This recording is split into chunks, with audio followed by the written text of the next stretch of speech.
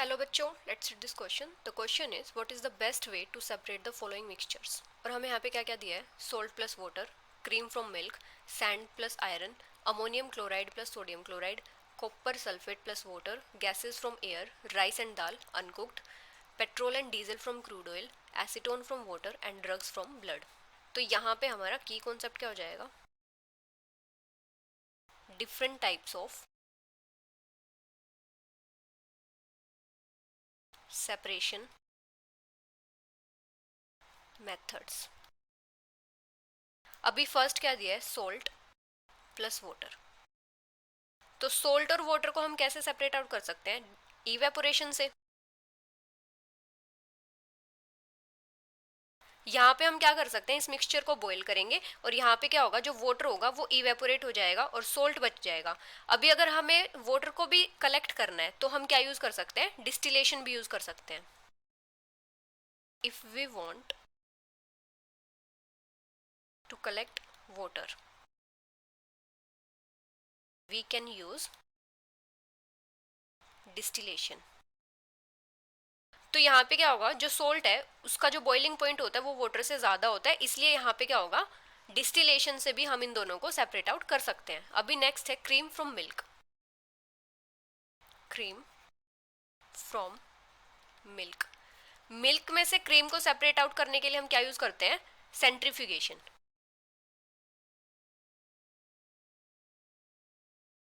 Centrifugation में क्या होता है, जो सस्पेंडेड पार्टिकल्स होते हैं लिक्विड में वो सेपरेट आउट होते हैं। यहाँ पे क्या होता है, मिक्सचर को हम रोटेट करते हैं हाई स्पीड में किसी सेंट्रीफ्यूज मशीन में, और यहाँ पे क्या होता है, जो हैवियर पार्टिकल्स होते हैं वो तो बॉटम में रहते हैं और जो लाइटर पार्टिकल्स होते हैं वो हमारे टॉप पे आ जाते हैं और वो सेपरेट आउट हो जाते हैं। तो यहाँ पे हम क्या करते हैं, जो मिक्सचर है उसको रोटेट करते हैं हाई स्पीड पे। मिक्सचर इज रोटेटेड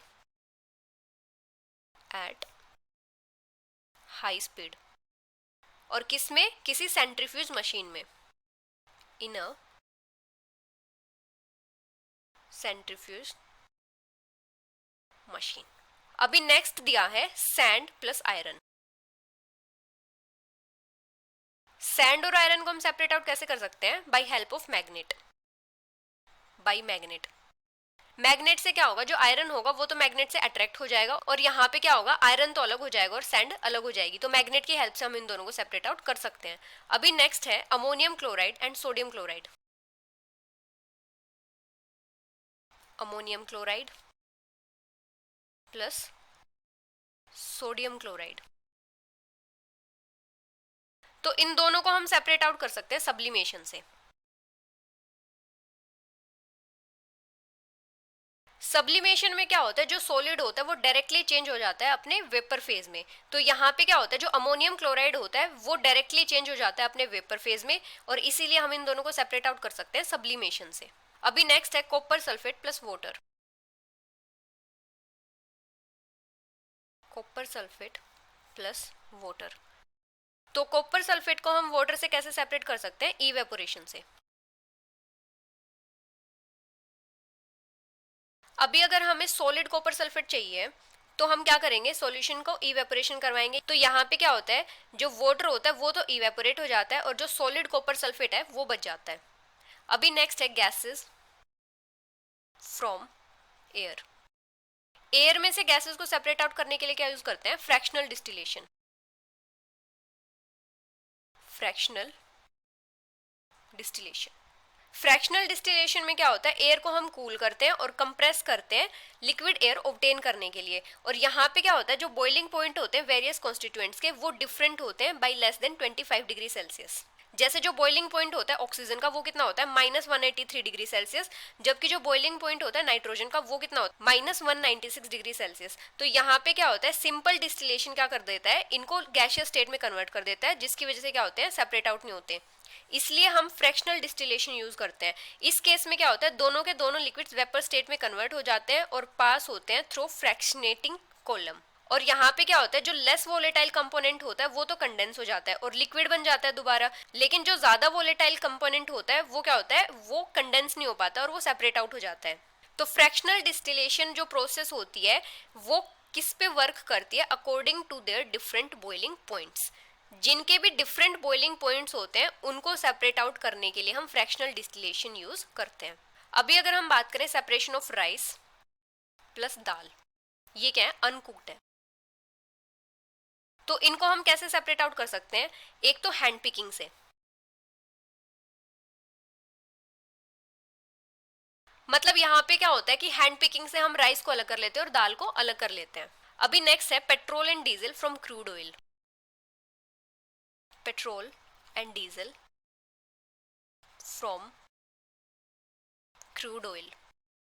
तो क्रूड ऑयल में से पेट्रोल और को डीजल को सेपरेट आउट करने के लिए हम क्या यूज करते हैं? Fractional distillation. Fractional distillation.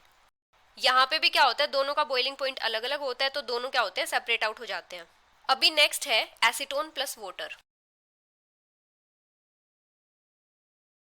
Acetone और वाटर को हम कैसे सेपरेट आउट कर सकते हैं? सिंपल डिस्टिलेशन से।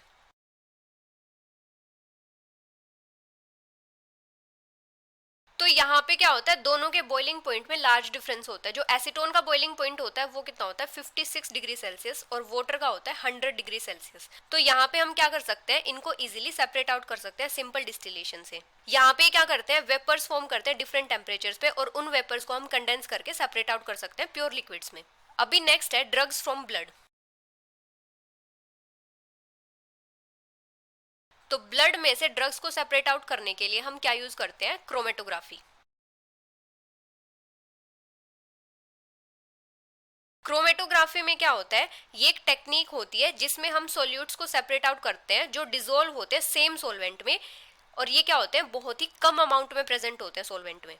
तो यहाँ पे क्या होता है, जो वोलेटाइल कंपोनेंट होते हैं ब्लड में और ड्रग की डिफरेंट सॉल्युबिलिटी होती है किसी पर्टिकुलर सॉल्वेंट में, तो यहाँ पे क्या होता है, हम उनको उनके सॉल्युबिलिटी के बेसिस पे सेपरेट आउट कर सकते हैं क्रोमेटोग्राफी की हेल्प से। और पर्टिकुलरली कौन सी क्रोमेटोग्राफी होती है? Gas chromatography. So this is the final answer. Hope you understood it well. Best of luck.